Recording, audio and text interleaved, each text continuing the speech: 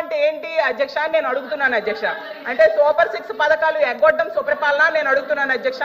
చరిత్రలో ఎప్పుడూ లేనట్టుగా 9 నెలల్లో 1,00,000 కోట్ల పైగా అప్పులు చేయడం సుపరిపాలన నేను అడుగుతున్నాను అధ్యక్ష.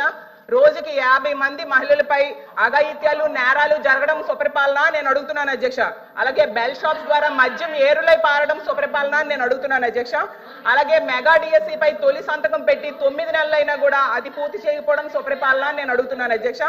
అలాగే ఉద్యోగులకు డిఏ పిఆర్సి ఐఆర్ ఇవ్వకపోవడం సుపరిపాలన నేను అడుగుతున్నాను అధ్యక్ష. రైతులకు గిట్టుబాటు ధర ఇవ్వకపోవడం సుపరిపాలన నేను అడుగుతున్నాను అధ్యక్ష. 83 లక్షల మంది విద్యార్థులకు అమ్మఒడి, అలాగే వీళ్ళు చెప్పిన తల్లికి వందనం ఎగనామం పెట్టడం సుపరిపాలన నేను అడుగుతున్నాను అధ్యక్ష.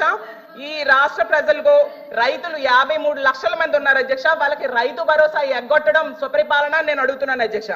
ఈ రాష్ట్ర ప్రజలపై 15,000 కోట్ల విద్యుత్ భారం వేశారు అధ్యక్ష, అది సుపరిపాలన నేను అడుగుతున్నాను అధ్యక్ష. 13,000 కోట్ల విద్యుత్ ఛార్జీలు భారం వేశారు అధ్యక్ష, అది సుపరిపాలన నేను అడుగుతున్నాను అధ్యక్ష. అలాగే 60% నిత్యావసర సరుకులు ధరలు పెరిగాయి అధ్యక్ష ఈ 9 నెలల్లో, దాన్ని సుపరిపాలన అంటారా అని నేను అడుగుతున్నాను అధ్యక్ష. అలాగే మహిళలు సగం మంది ఉన్నాం అధ్యక్ష, మహిళలకు ఇచ్చిన హామీలు ఏ ఒక్కటి కూడా అమలు చేయకపోవడం సుపరిపాలన నేను అడుగుతున్నాను అధ్యక్ష.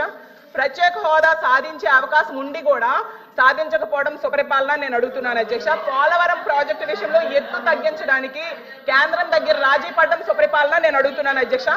ఎంత దారుణంగా ప్రజలను ఇబ్బందులు పెట్టి మోసం చేస్తూ తమ పరిపాలన సుపరిపాలన అని చెప్పుకోవడం ఎంతవరకు సమంజసమని ఫైనల్ గా నేను అడుగుతున్నాను అధ్యక్ష. అలాగే ఉద్యోగాల కోసం గవర్నర్ గారు చెప్పారు అధ్యక్ష, 9 నెలల్లో 4 లక్షల మంది యువతకు ఉద్యోగాలు ఇచ్చేసామని చెప్పారు అధ్యక్ష.